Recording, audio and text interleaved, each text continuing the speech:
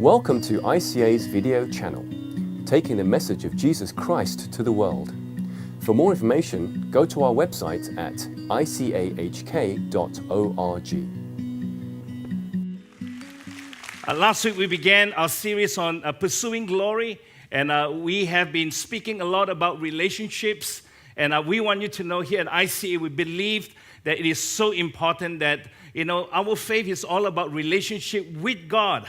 And sometimes there is a misunderstanding. We think that we are created to worship, but the worship that we define, it is without a relationship with God. And some of you, you're sitting there, you say, Pastor, how is that possible? I think that sometimes we think worship is just the act of worship. It is just limited to or confined to a place and not a person. So I just wanted to take the next few weeks so that we understand what worship is all about, because this is what we do, not only on a Sunday, but throughout the week, isn't it? So I think that it is so important that we understand worship biblically as well as in a practical way. I want to begin with a story. There was a Sunday school teacher that was teaching the children how they must behave when they come to a worship service like this. So after the whole lesson, she wanted to quiz them, and she asked the children, and she said, you know what?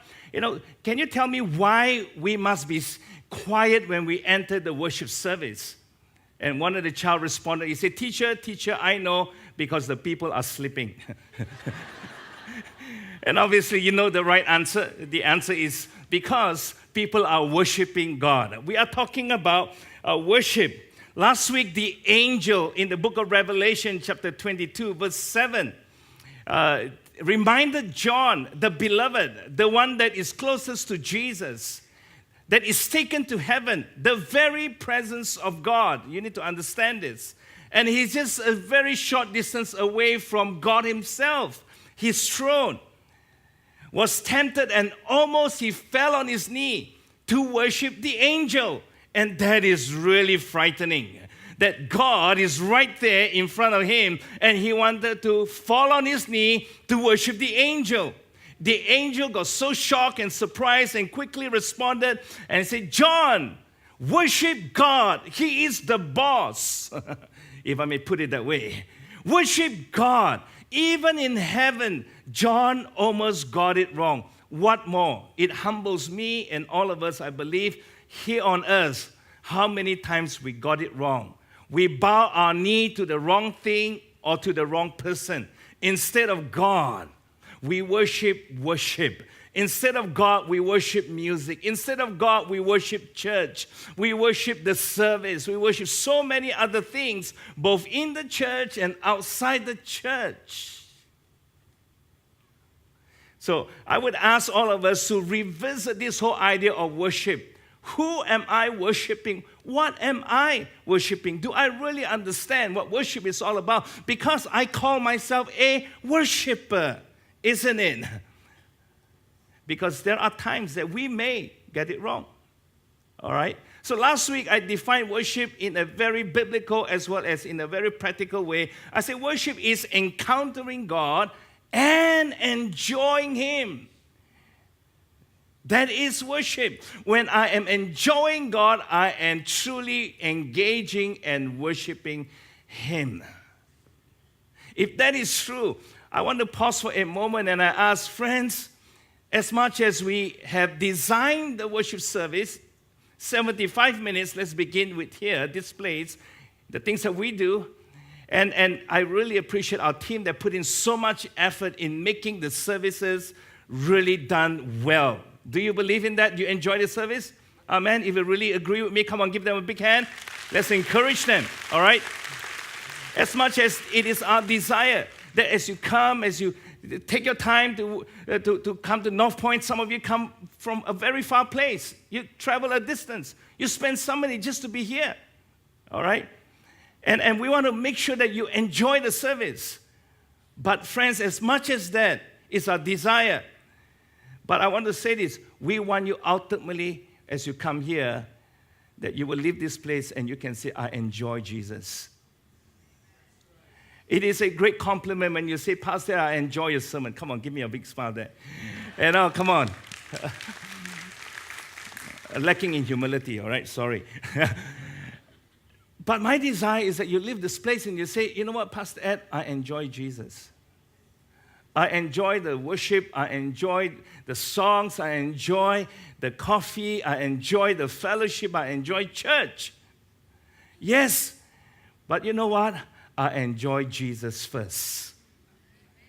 This is what worship is all about. Worship is all about God because nothing and nobody is more important than God Himself.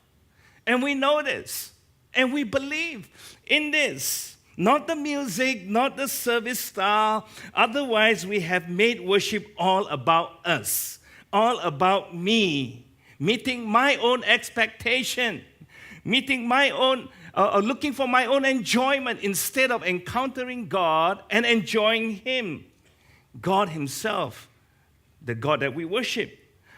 I am to enjoy God because God enjoys, He enjoys me. Because He loves me. He thinks that, it is real fun hanging out with Edmund. He just loves to hang out with me. He just wants to be with me 24/7. Not only He loves me, but He enjoys me so much. The same thing with all of you. Why am I calling you and encouraging you to say, let's enjoy God. Let's take time. When you enjoy your food or when you enjoy the company of someone, you don't look at your watch. I know time is important. I understand. I'm not denying that. You are not distracted. You're not looking around and trying to pay attention on something else or someone else. You're not busy looking at your phone, trying to reply important messages. You're just lost. You're just lost in the presence of that someone because you're enjoying that person slowly. And as we enjoy God, I want you to know you should enjoy Him because He enjoys you so much. He wants to be with you. He said it is fun to be with you. Never mind if you're engaging, doing something. He said, just in your presence, I love you, my child, my son and daughter. In fact, He says, you know what? It's not just about worship, it's about relationship. I have a relationship with you. And therefore, I said this, I say, worshiping God without relationship with God is idolatry.